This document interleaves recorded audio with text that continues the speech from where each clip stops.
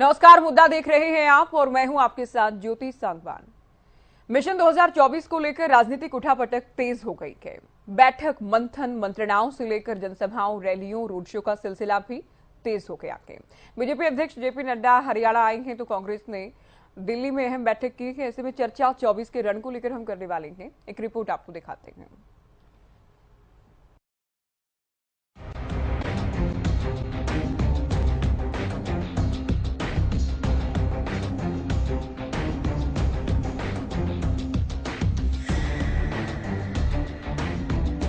चुनावी साल यानी 2024 के आगाज के साथ ही हरियाणा में चुनावी तैयारियां तेज हो गई हैं। चूंकि हरियाणा के लिहाज से ये साल इसलिए भी खास है क्योंकि लोकसभा के अलावा हरियाणा में इसी साल विधानसभा चुनाव भी होने हैं। ऐसे में चुनाव की आहट से पहले चुनावी हलचल शिखर पर है। बीजेपी हरियाणा में अपना नया संगठन तैयार कर चुकी है।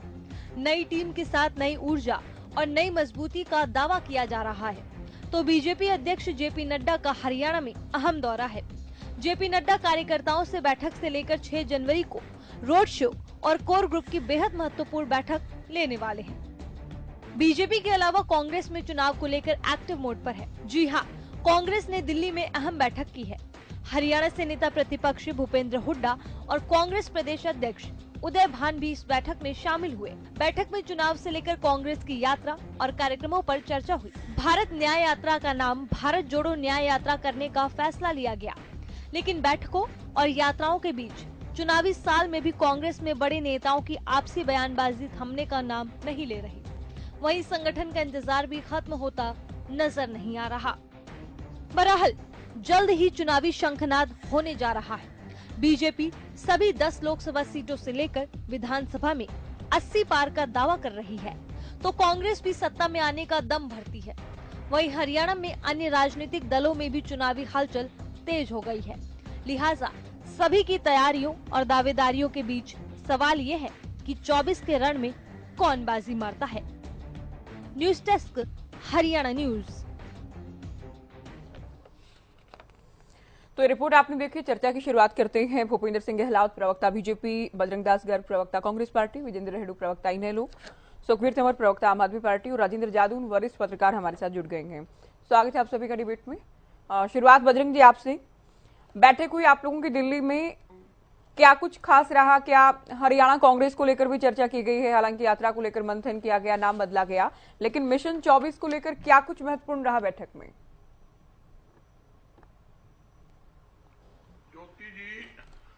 देखिए, ये चुनावी साल है और खास तौर पर हरियाणा में डबल चुनाव है। लोकसभा के साथ हरियाणा में विधानसभा चुनाव भी साल होने हैं। ज्योति जी, आवाज थोड़ी ठीक करवाना प्लीज, थोड़ी डबल आवाज हो रही है। जी करवाते बजरंग जी, बोलिए आप।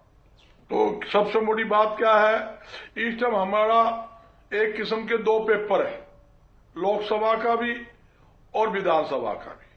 कांग्रेस पार्टी हरियाणा की मैं जब बात करता हूं, पूरी तरह से चुनाव के लिए तैयार है। कांग्रेस पार्टी के अलग अलग कई अभियान चलाए हुए हैं। हाथ से जोड़ो कार्यक्रम हमने जो रखा हुआ है, विपक्ष आपके समक्ष कार्यक्रम चल रहे हैं। 90 के 90 विधानसभा क्षेत्र के अंदर हमारी रैलियां हो रही है और उसके साथ साथ जनसंपर्क अभियान भी कांग्रेस पार्टी द्वारा हरियाणा में लगातार चलाया हुआ है, जिसके अंदर हर नेता, हर कार्यकर्ता घर घर जनता के साथ संपर्क कर रहा है। और आपने भी देखा भी होगा, लगभग 35 विधायक, पूर्व विधायक कांग्रेस पार्टी ज्वाइन कर चुके हैं। नहीं, 35 विधायक तो नहीं आए बजरंग जी, आप ठीक कर लीजिए बात। कांग्रेस पार्टी जो मैं सही कह रहा हूं, 35 विधायक कह रहे हैं आप। उसके बाद 2 और आए हैं, एक गलती लगी, पूर्व विधायक पूर्व मंत्री, सॉरी मैं बोल रहा हूं, पूर्व विधायक पूर्व मंत्री की बात कर रहा हूं, वो आ चुके हैं। और उसके साथ साथ हजारों सीनियर नेता भी पार्टी ज्वाइन कर रहे हैं। और कल भी कांग्रेस पार्टी के अंदर काफी हमारे सीनियर नेता यहां कांग्रेस पार्टी ज्वाइन करने जा रहे हैं। आज जहां माहौल की बात है, आज कांग्रेस के पक्ष में माहौल बना हुआ है।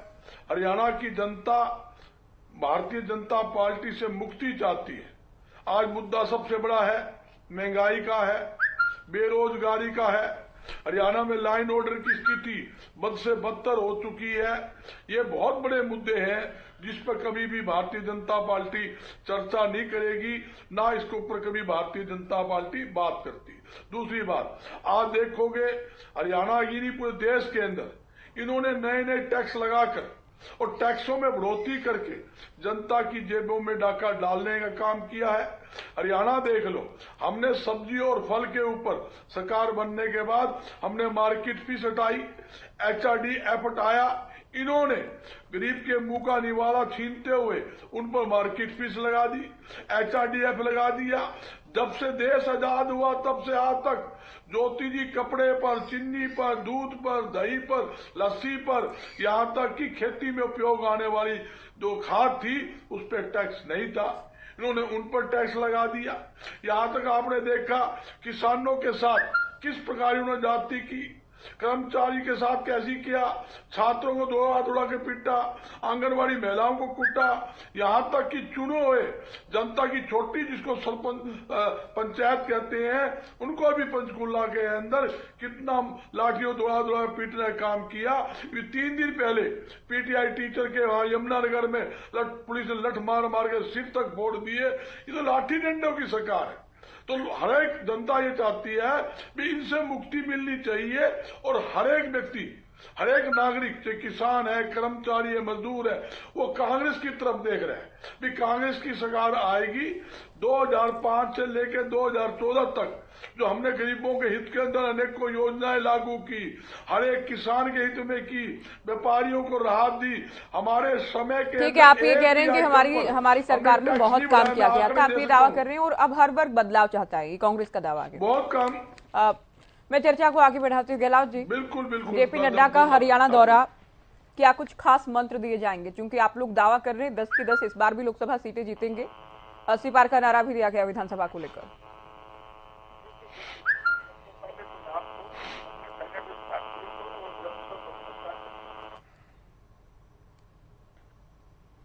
आपकी आवाज नहीं मिल रही है भूपेंद्र जी।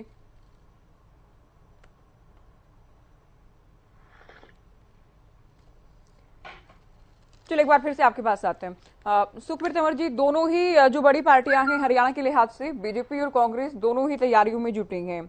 आप लोगों की क्या कुछ तैयारी है मिशन 24 को लेकर? क्योंकि आप लोग भी दिल्ली का हवाला देते हुए, पंजाब का हवाला देते हुए यहाँ भी जीत का दावा करते हैं। देखिए ज्योति जी, जिस प्रकार से पंजाब में सफलता के बाद निरंतर हरियाणा में प्रयास किया जा रहा है पार्टी के द्वारा, उस कड़ी में अभी जो पिछले 10 दिन तक लगातार हरियाणा प्रदेश के सभी 10 लोकसभा क्षेत्रों में और 90 विधानसभा क्षेत्रों में बदलाव यात्रा का आयोजन पार्टी के द्वारा किया गया और उसके बाद अब आगामी 28 जनवरी को बदलाव रैली का जींद में आयोजन किया जा रहा है और हम हर गली हर घर में जो विफलताएं केंद्र सरकार की विगत के करीब 10 वर्षों में रही हैं और हरियाणा सरकार की जो विफलताएं उनको लेके जा रहा हूं। अब मैं संक्षेप में बताना चाहता हूं कि केंद्र सरकार की क्या क्या विफलताएं रही हैं। 2024 के चुनाव में जाने से पहले भारतीय जनता पार्टी बताए कि स्वामीनाथन कमेटी की सिफारिश जो C2+50 में लागू होने की बात थी वो आखिर क्यों होगी, जिसका इन्होंने पहली कलम से करने का वायदा किया था। ये बताएं कि वो कलम टूट गई या पूंजीपतियों की गिरवी कर दी। इसके अलावा 3 काले कानून लाए, उसमें 750 से ज्यादा किसानों की शहादत हुई। 13 महीने तक विषम परिस्थितियों में किसान सड़कों पर बैठा रहा। इसके अलावा इन्होंने कहा था 2016 में कि 2022 में किसान की आय दुगुनी कर देंगे, नील बटे सन्नाटा, कोई मतलब नहीं है। 2022 में हर परिवार को घर देने की बात कही गई थी, उसमें भी कुछ नहीं हुआ और 100 दिन में काला धन लाकर 15-15 लाख का वायदा किया गया था। आज 3510 दिन बीत चुके हैं, कोई मतलब नहीं किसी चीज का। इसके अलावा सरकारी उपक्रमों का जो निजीकरण हुआ उससे बेरोजगारी जिस प्रकार से बढ़ी है, क्योंकि बहुत ज्यादा रोजगार इसमें सरकारी उपक्रमों में मिलता था और युवाओं को रोजगार देने का वायदा किया गया था। 2 करोड़ प्रति वर्ष, 2 लाख भी नहीं दे पाए और अग्निवीर जो आजादी से पहले और आजादी के बाद 70-80 हजार रोजगार किसान और मजदूर के बच्चे को मिलता था, इन्होंने मात्र 10-12 हजार को समेटने का काम किया। इसके अलावा इनके विगत के कार्यकाल में जिस प्रकार से संवैधानिक संस्थाओं की गरिमा में एक अपूरणीय क्षति पहुंची है, CBI, ED, इनकम टैक्स चुनाव आयोग और रिजर्व बैंक में जिस प्रकार से इनका नियंत्रण करने का प्रयास हुआ है वो सारा का सारा जग जाहिर है। इसके अलावा कमर तोड़ महंगाई 3 गुना से ज्यादा होगी और पुरानी पेंशन बहाली का भी विषय है, वो भी इनको जवाब देना पड़ेगा। शिक्षा, चिकित्सा और जन सुविधाओं में कुछ भी नहीं कर पाए।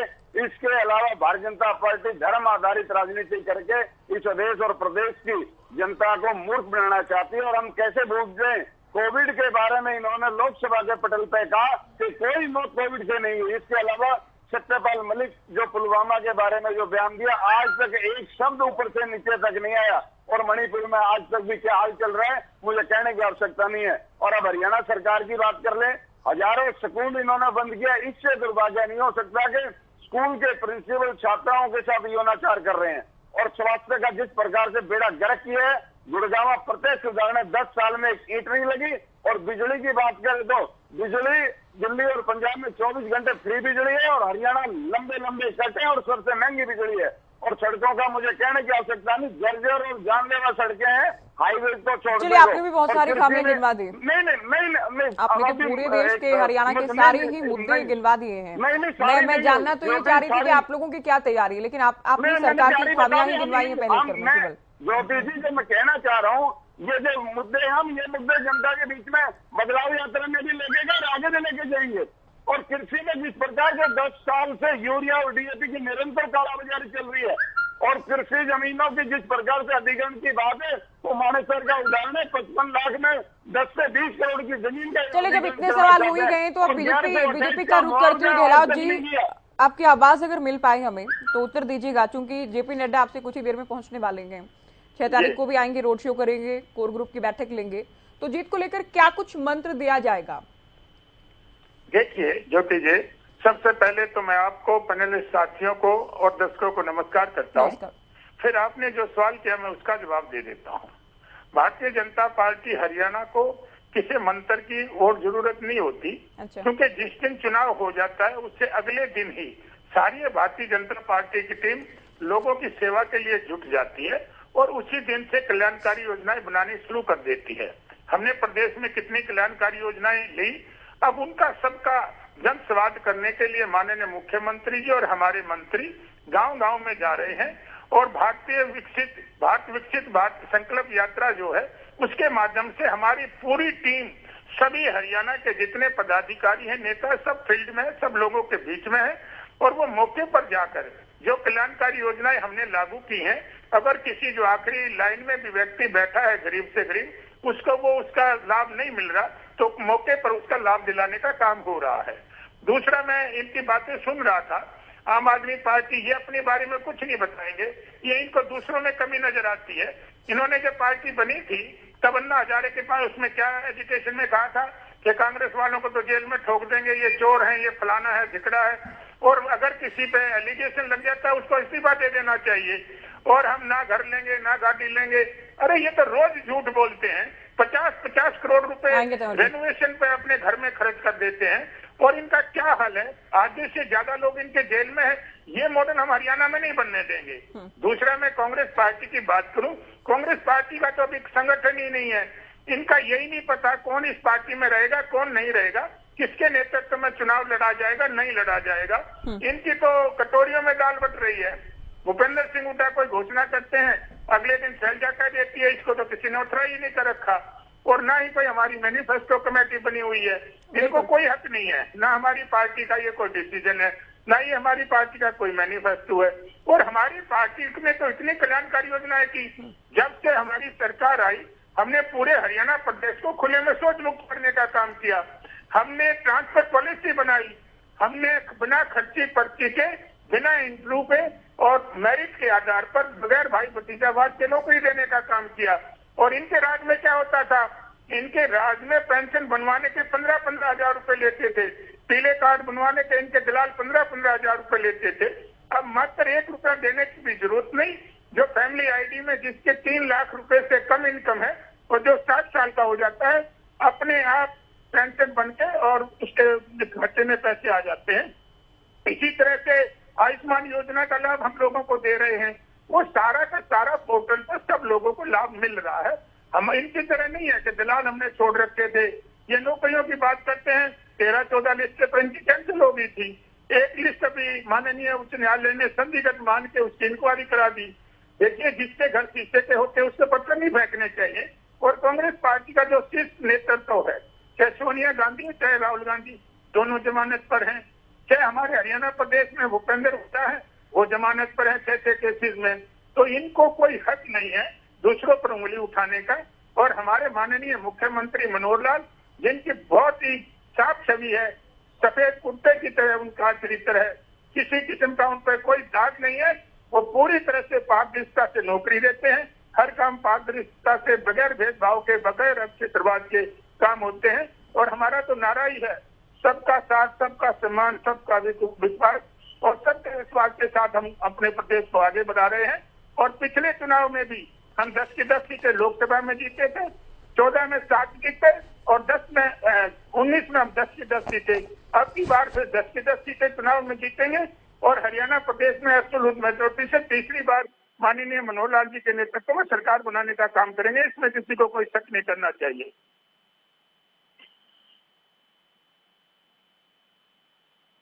कुछ कहना तंवर जी? जी सुखबीर तंवर जी, ये जो जेल में मंत्रियों वाला या करप्शन के खिलाफ लड़ाई लड़ते लड़ते खुद ही करप्शन करने लगे, ये वाला कल्चर हरियाणा की जनता को नहीं चाहिए, गहलोत जी का कहना है।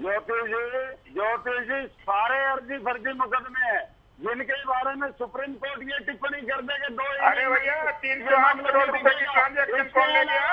इसके अलावा गहलोत साहब, आप जवाब देंगे। पॉइंट मैंने उठाए हैं। अरे पॉइंट में अब आप सुनिए, जो मैंने पॉइंट उठाए उनका तो फिर जवाब है ही नहीं। इसके अलावा मेरा कहना यह है, आज हरियाणा में सबसे ज्यादा बेरोजगारी है। सीएमआई के आंकड़े इस बात में प्रत्यक्ष गवाह है। इसके अलावा 75% का जो निर्णय था वो टूट गया।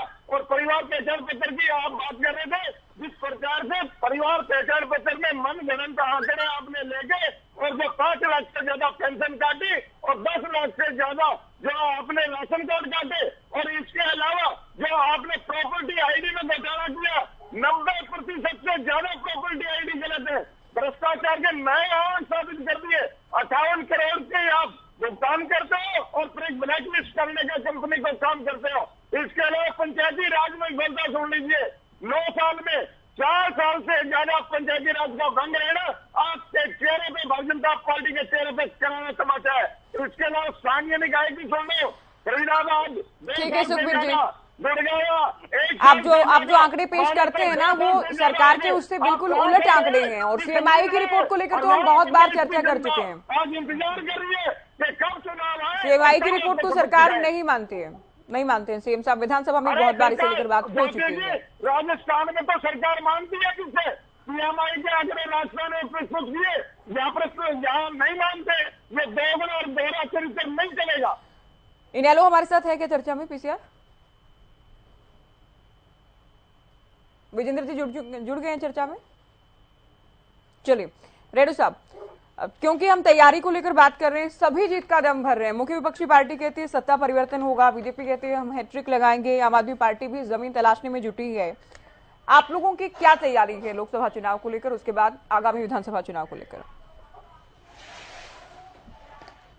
हाँ ज्योति जी, देखिए, मुख्य विपक्षी party Indian National Lokdal party ही है हरियाणा में। कांग्रेस पार्टी मुख्य विपक्षी पार्टी नहीं है। मैं इसके बारे में थोड़ा सा पीछे जाना चाहूंगा। 2005 में इलेक्शन चौधरी भजनलाल के नेतृत्व में लड़ा गया था, 67 सीटें आई थी। उसके बाद 2009 में 40 पर आकर के खड़े हो, और उसके बाद 2014 में 15 सीटों पर जो कांग्रेस आकर के खड़ी होगी, और उस time Indian National Lokdal party की 19 सीटें हुआ करती थी। ये एक अलग माहौल है कि हमारी पार्टी में थोड़ा सा स्प्लिटिंग हुआ और हम एक सीट पर चले गए। अदरवाइज तो अगर आप पॉलिटिकल कैरियर के हिसाब से देखें, जिस पार्टी के सुप्रीमो चौधरी देवीलाल जी हिंदुस्तान के डिप्टी प्राइम मिनिस्टर रहे, चौधरी ओम प्रकाश चुल्ला 6 टर्म में सीएम रहे, तो वो पार्टी बड़ी पार्टी है। जहां तक कांग्रेस पार्टी तो जब से नहीं 6 टर्म में नहीं रहे, कमान संभाली है, शपथ लेना और 6 कार्यकाल पूरा करना, इसमें फर्क है। 6 बार रहे, 6 टर्म नहीं रहे। 6 टर्म में नहीं रहे रेणु मुझे आप साहब, एक बात शपथ समझा, लेना, ये मेरे समझ में नहीं आ रही मुख्यमंत्री बात। पद की शपथ लेना और कार्यकाल 6 बार पूरा करना, ये बहुत बड़ा अंतर है। बात पूरी कीजिए। ठीक है, ठीक है, ठीक है, लेकिन जहां आप मुख्य विपक्षी पार्टी की बात करते हैं, आप मुझे ये समझाइए, जब से भूपेंद्र सिंह हुड्डा ने हरियाणा प्रदेश कांग्रेस की कमान संभाली है, पार्टी दिन दुगनी रात चुगनी डाउनफॉल पे जा रही है। ये बताइए कि 2014 में जब इलेक्शन हुआ, 2009 में इनका शासन बना, 67 से 40 पर आ गए थे, और 2014 में जब इनका शासन गया भूपेंद्र सिंह हुड्डा जी के नेतृत्व में, तो ये 15 सीटों पर आकर खड़े हो गए थे, और इंडियन नेशनल लोकदल पार्टी जो है ना 19 सीटों पर थी। इसके अलावा जो लोकसभा थी, इंडियन नेशनल लोकदल पार्टी, लेकिन रेणु साहब ये भी तो देखिए 20 साल हो जाएंगे आप लोगों को, एक पर रह गई। ये ऐसे ही शाबाशी देते रहेंगे खुद को। 20 साल हो जाएंगे, सत्ता से बाहर हैं आप लोग, 20 साल। नहीं, हम ज्योति जी, हम एक विधायक है, एक, क्योंकि जब से भूपेंद्र हुड्डा जी ने कमान संभाली है, कांग्रेस जो है ना लगातार डाउनफॉल पे जा रही है। और जो रेणु जी आपकी बता दो, रेणु जी आपकी बता दो, रेणु जी कांग्रेस की रहने दो, आपकी बताओ ना यार, जो 2000 इन लोग कहाँ खड़ी है बताओ। मैं बता, हाँ, जो 2019 में आपकी 31 सीटें आई, जो अब 30 रह गई हैं, गर्ग साहब, वो 31 सीटें इसलिए आ गई थी कि जनता का एक विचार होता है, भाई जो भाजपा को हराएगा उसको वोट दे दो, और जनता ने ये सोच लिया कि भाई इनेलो पार्टी में फूट हो गई है, इनेलो पार्टी टूट गई है, इसलिए वो आपको वोट दे दी। ना तो 15 सीटों से भी कम सीटें आपकी 2019 में आनी थी, वो हमारा फूट का फायदा आपको मिला, जो आपकी 31 सीटें आई। और अब क्योंकि हम दोबारा से मजबूती पर आ चुके हैं, इंडियन नेशनल लोकदल पार्टी ने भाई अभय सिंह चौटाला के नेतृत्व में दोबारा से हमने अपने आप को गेन कर लिया है। ये कब किया है गेन, कब किया है, कौन से इलेक्शन में किया है? हमारी फूट का फायदा आपको मिला था, अब वो नहीं मिलेगा। लोकसभा की बात तो विधानसभा में भी गए, 3 बाई इलेक्शन हुए, कब गेन कर लिया बताइए? निकाय चुनाव में आप लोगों ने लड़े, बाई इलेक्शन हमने जीता, वो एक बाई इलेक्शन जीता, एक किसानों के मुद्दों को लेकर रिजाइन करते हैं, वो मुद्दा कायम था, उसी बीच बाई इलेक्शन होता है, मार्जिन भी कम हो जाता है, उसके बाद आप पीठ थपथपा रहे हैं कि हमने गेन कर लिया। नहीं ना ज्योति जी, आप गलत कर रहे हो, आप ये गलत कर रहे हो। मैं गलत नहीं कर रही हूँ रेड्डी साहब, आप भी जानते हैं। पहले हमारे को 57,000 वोट मिले थे, पहले हमारे को 57,000 मिले थे, उसके बाद 66,000 वोट मिले हमारे। तो मार्जिन, ये मार्जिन नहीं होता है ना, आप जानते हैं, मैं वोट मार्जिन की बात कर रही हूँ, वोट की बात नहीं कर रही हूँ। हाँ, मैं मानते हैं ना, लेकिन वोट परसेंटेज तो हमारा बढ़ा ना, वोट परसेंटेज हमारा बढ़ा था। हाँ, चलिए आप इसी में खुश हैं। बजरंग दास जी कुछ कहना चाह रहे हैं, वो भी आप समझ लीजिए। नहीं, एक चलिए कहिए 5 सेकंड और मार्जिन हमारा कम क्यों हुआ? क्योंकि मार्जिन हमारा कम ज्योति जी इसलिए हुआ क्योंकि सारे एक हो गए थे, सभी ने चक्रव्यूह रचा कि अभय सिंह को हरा दो। इसमें भूपेंद्र हुड्डा जी भी शामिल थे और गोपाल कांडा जी शामिल थे, जेजेपी वाले शामिल थे, बीजेपी वाले शामिल थे, सभी ने मिलकर के एक प्लानिंग बनाई कि अभय सिंह चौटाला को हरा दो। अच्छा, अगर यहाँ हार गए तो तुम्हारा रास्ता खुल जाए। ये भूपेंद्र सिंह हुड्डा ने वहां स्टेज पर खड़ा होकर के कहा था कि गोपाल कांडा मेरा मित्र है। ये बातें भी आपको याद होंगी, मुझे याद दिलाने की जरूरत नहीं। आपने तो कहा गेन कर लिया, तो मुझे तो जिन बाई इलेक्शन से लेकर लोकसभा चुनाव, विधानसभा चुनाव में एक विधायक का बनना, बाई इलेक्शन होना, उसमें मार्जिन भी कम हो जाना, मुझे सभी बातें याद हैं, पूरे हरियाणा को याद नहीं है। आप जो ये दावा कर रहे हैं कि हमने गेन किया के, हमने कुछ हासिल किया के, तो मैंने सवाल आपसे पूछा। बजरंग जी कुछ बोलना चाह रहे हैं, बजरंग दास जी, कांग्रेस में तो चूंकि देखिए गहलोत जी ने भी कहा कि कोई घोषणा करते हैं कोई नेता, दूसरा कहते हैं कि मैनिफेस्टो कमेटी तैयार नहीं हुई है, घोषणाएं नहीं कर सकते। कोई यात्रा निकालते हैं तो प्रभारी कह देते हैं, प्रदेश अध्यक्ष ये कह देते हैं कि हमारे संज्ञान में ही नहीं है, बिना अप्रूवल के यात्राएं नहीं निकाली जा सकती। तो चुनावी साल आ चुका के एक दूसरे के खिलाफ बयानबाजी, गुटबाजी है कि थमने का नाम नहीं लेती, जिसे आप लोग स्वीकार भी नहीं करते।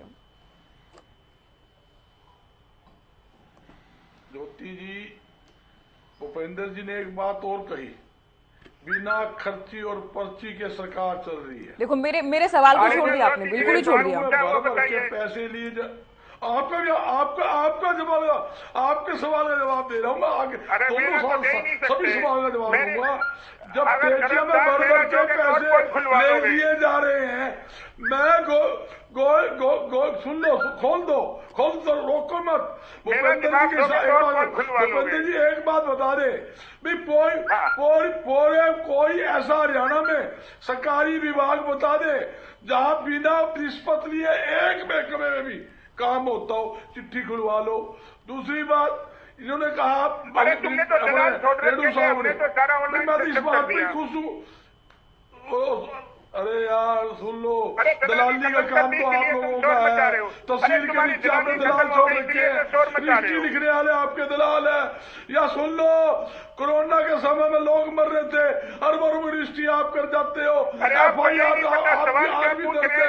और जहाँ पुलिस कस्टडी में आपका सवाल जवाब है, पुलिस कस्टडी में आप करोड़ों रुपए की शराब भेज जाते हो। FIR है, पब्लिक मीटिंग नहीं, भाषण नहीं है। आप लोग जो घोटाले की सरकार है, आपके घोटाले की चिट्ठे बता रहा हूँ, जहाँ आप घोटाले करते हो, फिर FIR बजरंग जी, हुड्डा साहब घोषणा करते हैं, कुमारी सैलजा कहती है कि ये कोई व्यक्ति विशेष नहीं कर सकता, कि मैनिफेस्टो कमेटी नहीं बनी है। वो 4 डिप्टी CM का ऐलान करते हैं, कहते हैं पिछली बार भी किया था। कुमारी सैलजा कहती है मैं प्रदेश अध्यक्ष थी, मेरी जानकारी में नहीं है। अब SR के गुट कहते हैं हम जन संदेश यात्रा कर रहे हैं, उसे लेकर प्रभारी कह देते हैं कोई अप्रूवल नहीं लिया गया, संज्ञान में नहीं है, ऐसे यात्राएं, पैरेलल यात्राएं नहीं कर सकते। उदयभान भी इसी बात को रिपीट करते हैं। तो आप कहां चले गए पर्ची खर्ची पर? क्या ऐसे ही हालात में आप लोग चुनाव लड़ेंगे और जीतने का भी दावा कर रहे हैं? नहीं ज्योति जी, 100% जनता का आशीर्वाद हमारे साथ है। जहां चौधरी भूपेंद्र सिंह हुड्डा जी ने, उदयभान जी ने घोषणा की है, वो पार्टी की घोषणा है, वो क्लियर कर चुके हैं, हमारे प्रभारी क्लियर कर चुके हैं, चौधरी भूपेंद्र सिंह हुड्डा कर चुके हैं। हमारी सरकार आने पर 6,000 रुपए बुढ़ापा पेंशन देंगे, 300 यूनिट बिजली फ्री देंगे। जो पहले हमने 3,82,000 परिवारों को 100 गज के मुफ्त प्लाट दिए थे, वो प्लाट देंगे। और अनेक जो घोषणा की है और हमारी पार्टी के एजेंडे में डलेगी, इसमें कोई दो राय नहीं। ये जो भी घोषणाएं की गई है, हमारे राष्ट्रीय नेताओं से डिस्कस करके ये घोषणा हुई है। और ये एक बार नहीं, अनेकों बार घोषणा भी हो चुकी है और बार बार ये दोहराया गया। ये पार्टी का एजेंडा है, पार्टी के एजेंडे पर यहाँ वो ये भी पूछ लो कैसे आएगी, मैं बता देता हूँ, आप तसल्ली कर लो। चलिए अभी मैं यादव जी को चर्चा में जोड़ूंगी, गहलोत जी को काउंटर में कुछ कहना आएंगे आपके पास? इनकी मैं ओपनिंग स्टेटमेंट राजेंद्र जी से लेते हुए अभी सब पता है। आज यादव साहब दुखी है, किसान 750 आपके राज में शहीद हो गए। आप किसकी ना आप दोनों सुनिए अभी। बजरंग जी आप करते क्या? आप लोग पहले सवाल के अलावा इधर उधर की सारी बातें करते हैं। जब मैं अगले पैनलिस्ट के पास जाती हूँ, आप लोग फिर सवाल के जवाब पर आते हैं। नहीं, सवाल भी जवाब। चलिए रुकिए अभी राजेंद्र जी, जवाब भी दे रहा यादव साहब, क्योंकि चुनावी इलेक्शन ईयर है और सभी, रुकिए गर्ग साहब, रुकिए, अगली बार दीजिएगा जवाब। गर्ग यादव जी, क्योंकि चुनावी साल के JP नड्डा भी हरियाणा आ रहे हैं, कोर ग्रुप की बैठक भी होगी, जाहिर है पार्टी संगठन की मजबूती को लेकर बात होगी, लेकिन निगाहें इस बात पर भी रहेंगी कि क्या गठबंधन को लेकर, गठबंधन के भविष्य को लेकर भी बात हो सकती है? देखिए ज्योति जी, मैं आपको बताऊं, ये तो भविष्य की बात है। नहीं, मैं राजेंद्र जी से बात कर रही हूँ। गहलोत जी आप रुकिए अभी। बंटवारे का फॉर्मूला क्या होगा, इस पर कोई कुछ तय नहीं है, कुछ संभावनाएं नजर नहीं आ रही। ऐसा लगता है कि आपस में सिर्फ फुटबॉल होगी। और आम आदमी पार्टी और कांग्रेस के बीच तो जुबानी जंग चल ही रही है, पंजाब में चल रही है और अलग अलग प्रदेशों में भी चल रही है। तो लगता नहीं कि ये इंडिया गठबंधन ठीक से सेवा ले पाएगा, ठीक से जो है मोदी सरकार को, भारतीय जनता पार्टी को चुनौती खड़ी कर पाएगा। लेकिन ये है कि हरियाणा के संदर्भों में तो कांग्रेस सक्रिय है, संगठन बेशक खड़ा नहीं हुआ, लेकिन आप में से जिनका फोन साइलेंट नहीं है कर लीजिए। कांग्रेस कार्यकर्ताओं के जिला सम्मेलन कर रहे हैं। और आज ही जो है AICC में बैठक हुई है, इसमें राहुल गांधी भी थे और हरियाणा से भूपेंद्र सिंह हुड्डा भी थे, चौधरी उदयभान भी थे। तो उसमें तय हुआ है कि देश में 10 रैलियां की जाएंगी, उसमें से हरियाणा को भी 1-2 रैली मिल सकती है। तो हुड्डा जी ने कहा है वहाँ दिल्ली में कि हम जो है रैली की जिम्मेदारी मिलती है तो उसकी तैयारी में जुटेंगे। बाकी तो अभियान चल ही रहा है और संगठन का ढांचा नहीं है, लेकिन इसके बावजूद वो अपने तरीके से भारतीय जनता पार्टी और जेजेपी अगर उसके साथ मिलकर लड़ती है तो गठबंधन को चुनौती देने के लिए तैयार है। और भारतीय जनता पार्टी भी पूरी तरह सक्रिय है, उन्होंने तो वोट मांगने शुरू कर दिए, उनका चुनाव प्रचार शुरू हो चुका है। अभी सिंघानी गांव जो भिवानी डिस्ट्रिक्ट में आता है वहां रैली हुई, तो जेपी दलाल के लिए जो भारतीय जनता पार्टी के प्रभारी हैं विप्लव कुमार देव, उन्होंने वोट मांग लिए। नड्डा जी आ रहे हैं, रोड शो करेंगे पंचकुला में, वो ज्ञानचंद गुप्ता के लिए वोट मांगेंगे। तो चुनाव प्रचार अभियान शुरू हो चुका है। कांग्रेस को देखना है कि किस तरह से अपने संगठन का ढांचा खड़ा करना है और अभी जो सक्रियता है उसको किस तरह से और मजबूती के साथ बढ़ाना है, ये देखने की बात होगी। गहलोत जी, नई टीम का गठन हो गया है, संगठन की लिस्ट आ गई है कल देर शाम। एक तरफ तो नई ऊर्जा, नई ताकत का आप लोग दावा कर रहे हैं, लेकिन चुनाव से ठीक पहले इतना बड़ा बदलाव, क्या केवल फायदे का ही सौदा रहेगा ये? देखिए ज्योति जी, हमारी पार्टी में एक सिस्टम है। हमारी पार्टी में जो भी पदाधिकारी बनते हैं वो 3 साल के लिए बनते हैं। हमने कोई वैसे नहीं ट्रांसफर किया। हमारे तो जो जिनको 3 साल पूरे हो गए थे, नए लोग जो दूसरी जिम्मेवारी जिनके पास थी उनको टीम में मैदान में उतार दिया, और जिन लोगों को हमने उससे उनका टर्म पूरा हो गया था उनको दूसरी जगह जो भी जिम्मेवारी की तो दी जाएगी। वो लोग तो संगठन में ऑलरेडी हैं। ये ऊर्जा, नई ऊर्जा भी हमारी पार्टी को मिलेगी और पुरानी ऊर्जा तो हमारे पास है ही। हमारे कोई इस तरह से नहीं होता कि अगर शैलजा को हटा दिया तो अगले दिन शैलजा पार्टी के मीटिंगों में ही ना आई। हमारे यहाँ तो अनुशासित पार्टी है और सभी लोग मिलजुल करके काम करते हैं। आज सारे हरियाणा प्रदेश के नेता, एमएलए, मंत्री सभी लोग फील्ड में उतरे हुए हैं। और दूसरा, ये कांग्रेस का तो कुछ है नहीं। अब ये बजरंग दास की बात तो इतनी करते हैं। हमारी पार्टी में तो एक सिस्टम है, प्रेसिडेंट की बात तो जनरल सेक्रेटरी होता है नंबर 2 का, और शैलजा जी की जनरल सेक्रेटरी है। जब शैलजा जी एक बात कर रही है उसको भी नकार रहे हैं। शैलजा जी ने कहा कि कोई मैनिफेस्टो कमेटी नहीं बनी, और उन्होंने कहा कि भाई उधर साहब मुख्यमंत्री क्या कहते हैं, गुलौदी ये बता दो ने, अरविंद शर्मा क्या कहते हैं, घोटाले की ना बता दो ने, अरविंद शर्मा जी बता दो ना। आप बीच में सवाल पूछ रहे थे मेरे से, मैं पूछ रहा हूँ ना, अरविंद शर्मा क्या कहते हैं वो बता दो। राम इंदर जी क्या कहते, कहता खुले हम घोटाले की सरकार है। अरे भैया, हमारी पार्टी के जनरल सेक्रेटरी थोड़ी है, आपके सांसद है। अरे भैया, तुम 1 घंटा पहले भाषण देते हो, किसी को बोलने देते नहीं हो, पुलिस कप्तान को तुम्हारी को राय नहीं देते। बजरंग जी, आप देखिए, आप सुनिए अभी पहली बात को, और दूसरा नहीं, गहलोत जी गलत नहीं कह रहे हैं। आप लोगों की कोई भी लिस्ट आती है, उसके बाद गुटबाजी बहुत साफ साफ दिखती है, और यही कारण है कि आप लोगों की लिस्ट अभी आ भी नहीं पाई। जिला अध्यक्ष आप लोगों के नहीं बने हैं, ब्लॉक अध्यक्ष आप लोग बना नहीं पाए हैं। और इसमें क्या गलत है? जब प्रदेश अध्यक्ष बदले जाते हैं, क्या होता है सबके सामने है। तो अभी तो आप सुनिए, क्योंकि आपने बहुत समय लिया था पिछले उत्तर में। सुनिए बात को। देखिए, मैं तो ये स्पष्ट कर देना चाहता हूँ कि 2024 के चुनाव तक तो ये अगर अपनी पार्टी का गठन कर लें तो वो बहुत बड़ी बात है। इस बार चुनाव में तो इनको लोग पूछेंगे नहीं, ये अगली बार की तैयारी करें। तो इनका संगठन अगर बन जाए तो अगली बार की ये तैयारी कर लें। मैं तो इनकी कितनी कमी गिना सकता हूँ। अरे भैया, 154 नंबर लेके जो इंस्पेक्टर फर्स्ट आए थे टेस्ट में, तो आपने उसको छोड़ दिया। वो 18 आदमी जो नौकरी लगाए, जो 9 जनरल के थे, 9 के 9 भूपेंद्र हुड्डा के रिश्तेदार। अरे इस तरह से कभी गदर होता है क्या? और माननीय उच्च न्यायालय ने उसको संदिग्ध मान लिया। जो सबसे ज्यादा 154 नंबर लेके आया उसको आपने छोड़ दिया। मैं कहता हूँ अगर मैं रिश्वत लेगा भर्ती नहीं करे, बजरंग दास जी, हमने भर्ती नहीं करे। सुन लो, आप ये बता दो जो भर्ती बजरंग दास जी आपकी बहुत गलत आदत है। बजरंग दास जी आपको पीछे भी बैन कर दिया था।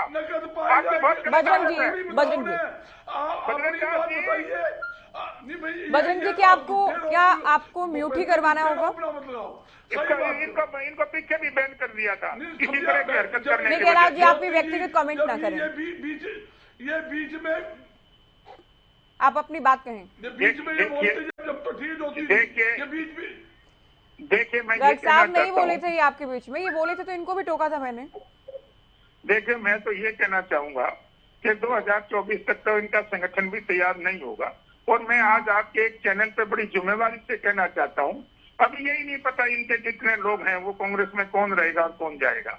वो दूसरा जिस नेता के बारे में ये इलेक्शन लड़ने की बात करते हैं, जिसके इलेक्शन लड़ने की ये कहते हैं उनके नेतृत्व में हम चुनाव लड़ेंगे, बजरंग दास जी, और वो कहते हैं कि रोहतक सोनीपत गढ़ है। पिछली बार सोनीपत से भूपेंद्र सिंह हुड्डा चुनाव लड़े, रोहतक से उनके पुत्र लड़े, दोनों जगह से उनकी क्या हालत हुई थी, लगभग 2.25 लाख से तो भूपेंद्र हुड्डा हार गए थे अपने गढ़ में। ये उनके नेतृत्व में चुनाव लड़के सरकार बनाना चाहते हैं, और अब तो वो भाग ही गए। इनका कोई भी पार्टी का सदस्य ये कहता ही नहीं मैं लोकसभा का चुनाव लड़ूंगा। भूपेंद्र हुड्डा तो कहते हैं मैं तो लोकसभा का चुनाव लड़ूंगा ही नहीं। अरे भाई, जब तुम्हारा गढ़ है तो क्यों नहीं लड़ रहे? आओ सोनीपत, आओ मैदान में लड़ो इलेक्शन। शैलजा जी कहती है मैं तो एमएलए का इलेक्शन लड़ूंगी। अरे भाई, जब इनको ये लगता है कि इनकी पार्टी की हवा है तो क्यों नहीं चुनाव लड़ रहे? इनको ये पता लगा हुआ है कि बुरी तरह से हारेंगे, जमानतें जब्त होगी। हाँ, कांग्रेस के नेताओं के बयानों से तो ये लगता है कि कांग्रेस सीधे विधानसभा की तैयारी कर रही है। रेड्डी साहब, विधानसभा का तो बाद में चुनाव होगा, पहले तो लोकसभा का। तो तभी मैं कह रही हूँ कि सीधे लोकसभा से ज्यादा विधानसभा को लेकर दावे किए जा रहे हैं। लोकसभा बजरंग जी, आप रुकिए, अभी रेड्डी साहब को टाइम देना होगा। अभी रेड्डी साहब, सबसे पहली परीक्षा तो क्योंकि लोकसभा में पिछली बार बहुत खराब आप लोगों का प्रदर्शन था, तो अच्छे उम्मीदवार, मजबूत उम्मीदवार, बड़े नेता, बड़े चेहरे आप लोगों के पास हों, ये भी बहुत बड़ी परीक्षा इस बार रहने वाली है लोकसभा को लेकर। ज्योति जी, हमारी परीक्षा तो हम दे चुके हैं। 2014 में हमने हमारी परीक्षा दी, जब हर घर मोदी का नारा लगा था, हर हर मोदी, घर घर मोदी का नारा लगा था। उस टाइम भी इंडियन नेशनल लोकदल पार्टी ने 2 लोकसभा जीतने का काम किया था और कांग्रेस 1 पर रह गई थी। अब मैं ये कहना चाहता हूं कि बजरंग दास गर्ग जी दावा करें, वो पार्टी के प्रवक्ता हैं, वो तो करेंगे, उन्होंने तो पार्टी को की मजबूती दिखानी है चैनल पर बैठ करके। लेकिन बजरंग दास जी, मुझे आप ये समझाने का काम करें, 2005 में चौधरी भजनलाल के नेतृत्व में इलेक्शन लड़ने के बाद भूपेंद्र सिंह हुड्डा को कमान सौंपी गई थी। उसके बाद आप 67 से 40 पर आए, 40 में से 15 पर आए, और लोकसभा में भी आप 1 सीट पर आ गए और 2019 में 0 पर आ गए। भूपेंद्र सिंह हुड्डा को नेतृत्व देने के बाद हरियाणा कांग्रेस ने कितनी प्रोग्रेस की, वो आप मुझे बताने का काम करें, मेरे समझ में नहीं आ रहा। और मैं तो कहता हूं, दिन दुगनी रात चुगनी डाउनफॉल में ही कांग्रेस गई है। तो आप कैसे दावा कर सकते हो कि 2024 में आप आज तक 1 पर 2014 में 1 सीट आई थी आपकी? भाई साहब, 2014 में आपकी 1 थी, हमारी 2 थी। 2019 में आपकी 1 भी नहीं आई, हमारी पार्टी में। रेड्डी साहब, कब तक पुराने दिन याद करके नहीं, कब तक दिलासा देते रहेंगे खुद को? यूं तो आप 1977-87 की बात करने लग जाएंगे, विपक्ष में रहकर भी आप खुद ही तारीफ कर रहे हैं। आप 2019 की भी बात करेंगे कि सभी लोकसभा सीटों पर जमानत जब्त हो गई थी, आप लोगों की जमानत जब्त हो गई थी, वो भी बात करें ना। कांग्रेस का तो मैं कांग्रेस से पूछ लूंगी जी, मेरी छोटी बहन, उस टाइम तो एक अलग माहौल बन गया था ना। अब हम जो है हरियाणा प्रदेश में इंडियन नेशनल लोकदल पार्टी और बीजेपी पार्टी में इलेक्शन होना है, और बीजेपी पार्टी इसलिए हारेगी, कांग्रेस कहीं स्टैंड नहीं करती, बीजेपी पार्टी इसलिए हारेगी क्योंकि देखिए, आज की रिपोर्ट आपने तो देखो बहुत पढ़ी भी होगी और आपने चलाई भी होगी न्यूज। साइबर क्राइम में भी हरियाणा नंबर 1 पर आ गया। सबसे बड़ा साइबर क्राइम का प्रदेश हरियाणा प्रदेश, सबसे मोस्ट जो अनसेफ वुमेन हरियाणा प्रदेश, सबसे बड़ा अनएम्प्लॉयमेंट हरियाणा प्रदेश, सबसे बड़ा क्राइम हरियाणा प्रदेश। तो प्रदेश की जनता को क्या चाहिए? शिक्षा के क्षेत्र में सबसे बैकवर्ड हरियाणा प्रदेश, स्वास्थ्य में 60% वैकेंसी खाली पड़ी है, स्वास्थ्य की सुविधाएं नहीं। कांग्रेस वैसे फेल हो चुकी है, 3 स्टेट ने दिखा दिया इनको, बीजेपी का कहीं कोई स्टैंड ही नहीं है, तो बची कौन? इंडियन नेशनल लोकदल पार्टी तो बची। ज्योति जी, आप मुझे एक बताइए कि ये election Indian National Lokdal party और बीजेपी में होगा, और मैं दावे के साथ कहता हूं ये बात कि कांग्रेस कहीं स्टैंड नहीं करेगी। जब से भूपेंद्र सिंह हुड्डा ने हरियाणा प्रदेश कांग्रेस की कमान संभाली है, तभी से कांग्रेस डाउनफॉल में जा रही है, रेगुलरली जा रही है, वो रेगुलरली जा रही है। और आम आदमी पार्टी और इनकी तो कोई कहानी नहीं, वो तो खत्म ही है सारी। इसलिए चौधरी अभय सिंह चौटाला ने जिस प्रकार से पार्टी विभाजन होने के बाद पार्टी को संभालने का काम किया, दिन रात मेहनत की, जनता के बीच में गए, परिवर्तन पद यात्रा निकाली, सब कुछ किया, लेकिन जनता के जहन में तो सवाल ये भी है कि बड़े चौटाला साहब के लिए वो तो देखिए वो तो वृद्ध के, ठीक है, इलेक्शन लड़ने के लिहाज से अभय चौटाला के बाद क्या कोई बड़ा नेता, बड़ा नाम आप डिबेट में ले सकते हैं? मैं लोकसभा में उम्मीदवारों को लेकर क्योंकि आपसे सवाल कर रही थी, क्योंकि आप कह रहे यात्राएं निकाली, ये हुआ वो हुआ, तो क्या कोई बड़ा चेहरा आपकी पार्टी के पास आज की तारीख में है? ठीक है, ठीक, बहुत बहुत बहुत बढ़िया आपने प्रश्न पूछा। इंडियन नेशनल लोकदल पार्टी एक वो नर्सरी है जो उसने सभी पार्टियों को नेता देने का काम किया है। यहाँ से नेता पैदा हुए हैं, कांग्रेस में भी वही है, बीजेपी में भी वही है।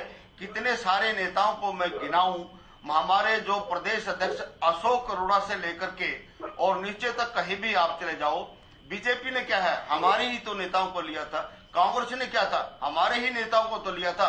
अब भी इंडियन नेशनल लोकदल पार्टी ने अगली अपनी जो है नर्सरी तैयार कर ली है और अगले नेता तैयार हैं।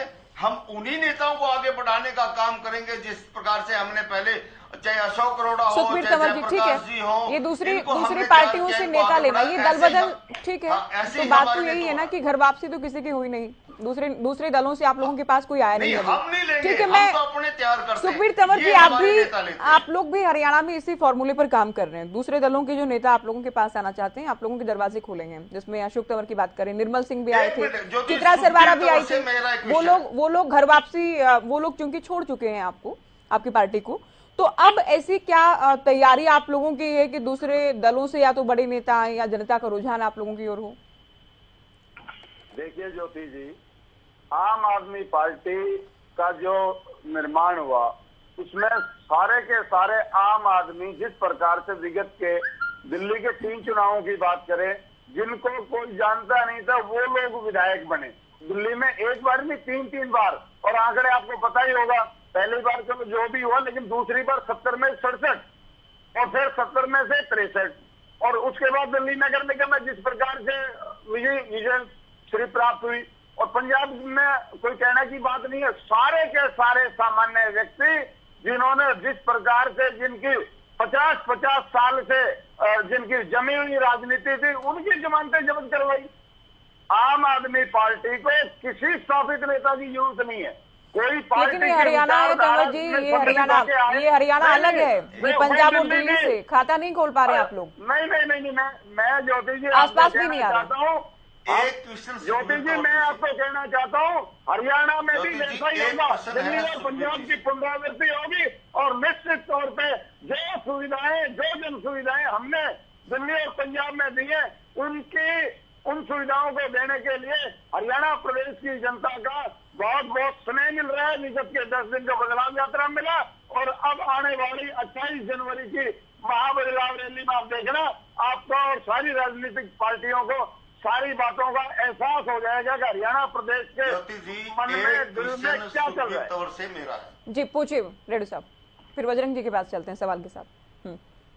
हाँ, मैं ये पूछना चाहता हूं तंवर साहब आपसे, भिवानी में आपकी बदलाव यात्रा थी और पंजाब के एक मंत्री आपके आए हुए थे, जीतलाल भूलर जी, उन्होंने कहा कि संयुक्त पंजाब दोबारा से बना दो, हरियाणा हिमाचल को दोबारा पंजाब में मिला करके एक महापंजाब बनाने का काम करो, और आपके किसी भी नेता ने उसका विरोध नहीं किया। जिस प्रकार से आपने विरोध नहीं किया कि हरियाणा को 1 इंच जमीन नहीं देंगे, हरियाणा को SYL नहीं देंगे, इसी प्रकार से अब वहां के मंत्री कहते हैं कि हरियाणा को पंजाब में मिला दो और हरियाणा का अस्तित्व ही खत्म कर दो, फिर भी आप इंतजार करते हो कि हरियाणा के लोग आपको वोट देंगे, तो इस बात का बताइए आपने क्यों विरोध नहीं किया? रेड्डी साहब, आपने अपने सवाल का स्वयं जवाब दे दिया।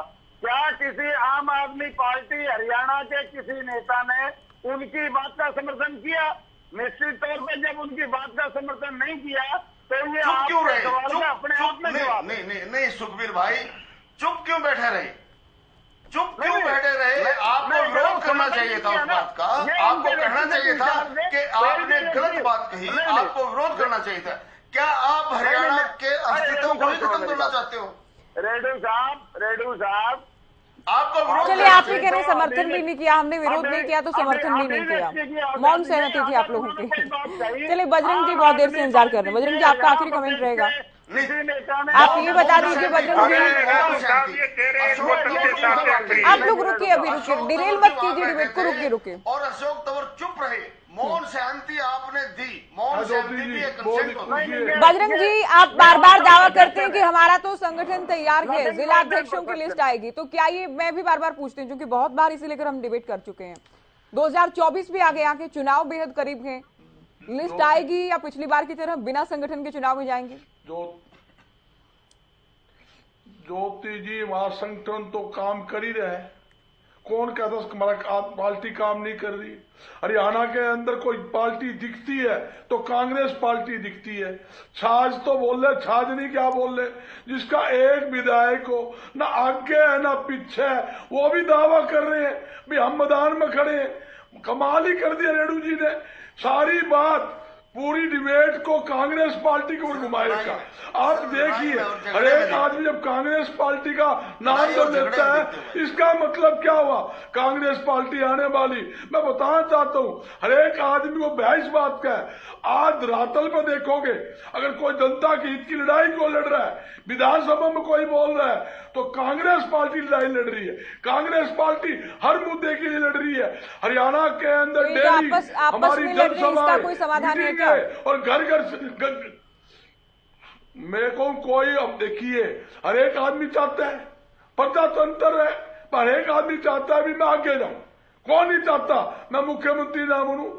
क्या होता है, हर एक को पता है, कांग्रेस नेताओं को भी, ये भारतीय जनता पार्टी की जनता को भी पता है, आम जनता का मन कांग्रेस पार्टी के साथ बन चुका है और हमारे ऊपर आम जनता का आशीर्वाद है। हर एक आदमी चाहता है सरकार कांग्रेस की आनी है, भाई मुख्यमंत्री मेरा नंबर बढ़ जाए, क्या बुराई है? हम चाहते हैं, हाईकमान ने बनाना है, विधायक चुनेगा, विधायक जो चुनेंगे वो नेता चुनते हैं विधायक दल का, हाईकमान फिर फैसला करती है, जो हाईकमान फैसला करेगी वो मुख्यमंत्री बनेगा। ये भारतीय जनता पार्टी की तरह ये नहीं है कोई टोट को बिठा दिया जिसका कोई लेना देना नहीं हो। राजस्थान में क्या किया, मध्य प्रदेश में क्या किया, क्या कहा मध्य प्रदेश के पूर्व मुख्यमंत्री ने? बोला मैं भीख मांगने दिल्ली नहीं जाऊंगा, कहीं आपके सामने है। बजरंग दास, तो ये तो कांग्रेस में भी हुआ है ना, भजनलाल की अगुवाई में चुनाव लड़ा, हुड्डा साहब बने, वीरेंद्र सिंह की अगुवाई में चुनाव लड़ा गया, भजनलाल बने, तो ये इसमें ऐसा तो है नहीं कि आप लोगों के यहाँ ये रवायत रही नहीं है। बिल्कुल नहीं, अगुवाई किसी की नहीं, कोई मुख्यमंत्री घोषित नहीं किया, कोई मुख्यमंत्री घोषित नहीं हुआ हमारे समय के अंदर, पहले भी नहीं हुआ, बीजेपी ने ऐलान नहीं किया था, अनाउंस नहीं किया। आप ये बताइए, जो आदमी बनाए गए, जो मैं ये पूछ रहा हूँ, जो आदमी मुख्यमंत्री बनाए गए हैं, भजनलाल जी की ऑडियो देख लो, वीडियो देख लो, रोज सोशल मीडिया पर चल रही है, आपके सामने है। कहाँ तो सुंदरा जी है, कहाँ शिवराज चौहान जी है, शिवराज चौहान जी का चेहरा पेश नहीं किया उन्होंने, नाम से नहीं लिया हो, मामा का तो चेहरा था ही, आज भी पॉपुलरिटी के अंदर मामा ही है। आपके सामने भजनलाल जी छठी लाइन के अंदर खड़े थे, फूल आए गए हैं, ये सिर्फ मोहरे हैं। हाईकमान तो को बात पता तो है, ये है ना कि वहाँ गुटबाजी नहीं है, हाईकमान वहाँ अगर नाम बदल, मुख्यमंत्री तक को बदलना है अगले चुनाव में, तो नहीं, शिवराज चौहान की ओर से ही नाम आगे बढ़ाए जाते हैं, तो एक तरीका तो है, अनुशासन तो है, इस बात को क्यों नहीं स्वीकार करते हैं आप? वसुंधरा राजे की जगह दूसरे मुख्यमंत्री बनते हैं, मैं आपको सबका एक जो उनके नाम को तो वसुंधरा राजे ही रखते हैं ना विधायक दल की बैठक में, तो ये प्रस्ताव दिया जाना, ये जो एक तरीका है, ये अनुशासन जो है, ये इसे लेकर आपके सवाल में बार बार करते हैं। उसका लाभ देखिए, नहीं अनुशासन नहीं है, आप देखिए ज्योति जी, ये ऐसे लोग बिठाते हैं ताकि हाईकमान का पूरा दबाव रहे। ठीक है, जादव साहब, मलाई का जो माल है, जो सेंटर के अंदर चला जाए माल, मलाई। जादव साहब, आखिरी कमेंट आपका। देखिए, मैं तो ज्योति जी ये कहना चाहूंगा, गहलोत जी आप सुनिए, सर आप सुनिए, अभी राजेंद्र जी आवाज मिल रही है क्या आपको? यादव साहब, कांग्रेस को अपनी कमजोरी दूर करना चाहिए, जो संगठन का ढांचा है वो खड़ा करना चाहिए, और मुझे लगता है कि हाईकमान को इस मामले में कोई पैचअप कराने का प्रयास करना चाहिए। अभी कांग्रेस प्रभारी दीपक बाबरिया जी का बयान आया है कि जो जन संदेश यात्रा एसआर के निकाल रहा है, उनको जो है उसको हरियाणा प्रदेश कांग्रेस कमेटी से उसकी परमिशन लेनी चाहिए। इस तरह से समानांतर जो कार्यक्रम है उसको स्वीकृति नहीं दी जा सकती। तो मैं समझता हूँ कि हाईकमान को बैठकर एक बार फिर जो है आपसे कांग्रेस के जितने भी गुट हैं उनमें आपस में जो है एक तालमेल और एक कोऑर्डिनेशन स्थापित करना चाहिए। तब तो कांग्रेस एक मजबूत चुनौती के रूप में खड़ी हो सकती है, नहीं तो गुटबाजी का नतीजा कुछ भी हो सकता है, ये देखने की बात। गहलोत जी, पिछली बार 75 पार की बात की थी, आप लोगों ने 40 पर आ गए थे। अब विपक्षी दल ये कह रहे, हुड्डा साहब ने भी कहा कि पिछली बार 75 पार कहा था, 40 पर आ गए, इस बार 80 पार की बातें कर रहे हैं, तो क्या हाल क्या होगा, इसको लेकर भी सवाल उठ रहे हैं। देखिए, जो इनकी मंशा है, जो इनकी चाहत है, वो अब की बार हम पूरी करेंगे। 75 पार अब की बार पूरी करेंगे, क्योंकि उसके बाद 2019 के बाद हमारी सरकार कितनी कल्याणकारी योजनाएं लेके आई। ये कहते हैं कि 6000 पेंशन देंगे, जब 9.5 साल में मात्र इन्होंने 500 रुपए बढ़ाए। जब एक तो गिना दो, तो 6000 गिना दो गुलवाई साहब, एक बता दो, भैया सुन ले, सुन लो, योजना बताओ जनता की। अरे अब सुन ही नहीं रहे, अब सुनो ना, बता दो भी। अरे सब चुप करो, ये कैसे कांग्रेस पर वक्ता भेज देती है, इनको चुप करो। एक आइटम नाम बताओ, बजरंग जी की छूट बता दो भी, एक आइटम छूट दियो। इनसे अंतिम चर्चा का मैं अभी नहीं, सुन लीजिए इनको, ये शांति से सभी को सुन रहे थे ना, आपको वो धैर्य से सुना इन्होंने, आप भी सुने।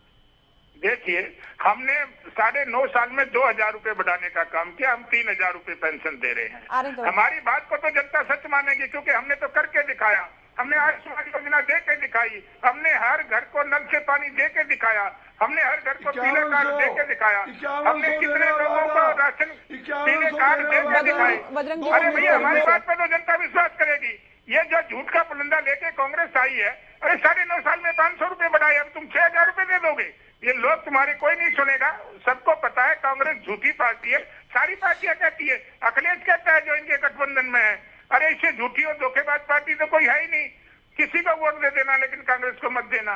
अरे मैं थोड़ी कह रहा हूँ, जो तुम्हारे गठबंधन के लोग हैं वो कह रहे हैं, और ये कह रहे हैं, केजरीवाल जी कहते हैं, ये कहते हैं कि भैया तो झूठी पार्टी है, सारे इस पे जितने आरोप है कांग्रेस पार्टी पे हैं। अरे हम थोड़ी कह रहे हैं, ये तो तुम्हारे जो साथी हैं, कल तक तुम लोकदल को गोद में बिठाने की तैयारी कर रहे थे, आज लोकदल वाले तुम्हारे को कह रहे हैं। तुम तो भीख की कटोरी लेके पीछे पीछे घूम रहे हो कि हमारे साथ आ जाओ, हमारे साथ आ जाओ। नहीं, तुम्हारे साथ कोई नहीं आएगा, जनता समझ चुकी है। लोकदल को कभी कब कहा, कांग्रेस ने कभी नहीं कहा। कांग्रेस ने क्यों नहीं कहा? कांग्रेस तो ये कह रही है कि हमें जरूरत ही नहीं है। भूपेंद्र हुड्डा बार बार कहते हैं कि हमें तो जरूरत ही नहीं है। ज्योति जी, नीतीश को कह रहे थे संयोजक बन जा, तो अगर नाराज हो रहा है तो कभी किसी को पकड़ रहे हैं, कभी किसी को पकड़ रहे हैं। क्यों नहीं कह रहे? आप कहाँ बात कर रहे हो? आपने लोकदल कहा, तो मैं तो इंडियन नेशनल लोकदल की बात कर रही हूँ, क्योंकि हम हरियाणा की बात करने के लिए बैठे हैं। इंडियन नेशनल लोकदल भी कल तक ये कह रहे थे कि भारतीय जनता पार्टी को हराने के लिए इंडी गठबंधन में शामिल होने को तैयार है। बिल्कुल, कांग्रेस ने नहीं कहा, लेकिन इनेलो ने कहा। कंवर जी, एक तो ये इंडिया गठबंधन को लेकर, इंडिया गठबंधन को, रेणु जी को भी कुछ बोलना है अभी, सुनिए गहलोत जी, सुनिए अभी। तंवर जी, एक तो इंडिया गठबंधन को लेकर भी यहाँ तस्वीर साफ नहीं है, तब जबकि चुनाव बहुत पास है। देखिए ज्योति जी, इंडिया गठबंधन को लेकर अरविंद केजरीवाल जी बेहद स्पष्ट रूप से कह चुके हैं कि जो भी निर्णय होगा हम इंडिया गठबंधन के साथ हैं। इसके अलावा आज आम आदमी पार्टी को बेहद खुशी है, दोनों राष्ट्रीय पार्टी, भारतीय जनता पार्टी और कांग्रेस, जो विगत के चुनावों की अगर हम बात करें और जिस प्रकार से इनके घोषणा पत्र थे, आम आदमी पार्टी की जो योजनाएं थी, जो गारंटियां थी, इसमें के मोदी जी समेत हमारी गारंटी की अनुपालना कर रहे हैं, ये हमारे लिए बड़ी खुशी की बात है।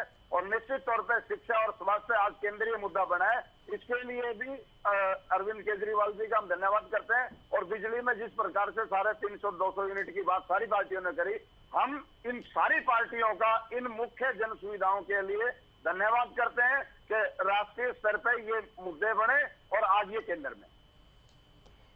रेणु साहब बोले। हाँ, बिल्कुल सही कहा गहलोत साहब ने कि हमने पूरा प्रयास किया कि कांग्रेस के साथ हम जाएंगे। अभय सिंह चौटाला ने बार बार कहा कि इंडी गठबंधन में हम शामिल होना चाहते हैं, और उसकी शुरुआत भी हमने की थी।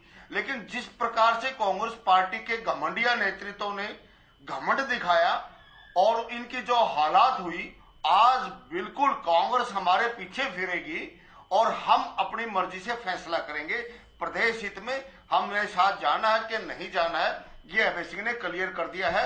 अब कांग्रेस का यहाँ कुछ नहीं बचा। कांग्रेस, मैं आज ज्योति जी कहता हूँ आपके चैनल के ऊपर, कांग्रेस 2 लोकसभा नहीं जीत बीजेपी पर कम बात की आपने, कांग्रेस पर बात की। ज्योति जी, कांग्रेस ने बीजेपी को एक अवसर दिया। अच्छा, वो अवसर नहीं देना चाहिए था और वो कांग्रेस की सबसे बड़ी भूल रहेगी। जो 5 स्टेट के इलेक्शन में कांग्रेस ने अवसर देने का काम किया, वो इनकी सबसे बड़ी भूल है और आपके इतिहास में काले अक्षरों में ये लिखा जाएगा। इसलिए अब हम सोचेंगे हमें क्या करना है, हम आपके कहने से काम नहीं करेंगे। दूसरी बात, गहलावत जी ने कहा कि हर घर में जो ना नल से जल, स्कूलों में तो पानी भी नहीं है गहलावत साहब। स्कूल की बच्चियां पानी के लिए तरस रही हैं, स्कूल की बच्चियां बिजली कनेक्शन के लिए तरस रही हैं, स्कूल की बच्चियां हमारे जो है ना शौचालयों के लिए तरस रही हैं। नहीं, अरे हरियाणा में हम कहां से ले लें? हरियाणा में केजरीवाल से लेंगे क्या? गहलावत साहब, हरियाणा में हम आम आदमी से लेंगे क्या? आप चलिए रेड्डी साहब, बौखला गए। ठीक है, बहुत शुक्रिया आपका, सभी का बहुत शुक्रिया। आप लोगों ने वक्त दिया। चर्चा हमने मिशन 24 को लेकर की है, सभी की अपनी दावेदारियां हैं और तैयारियां भी अब रफ्तार पकड़ चुकी हैं। 24 के रण में कौन बाजी मारता की देखना होगा। फिलहाल दीजिए इजाजत, नमस्कार।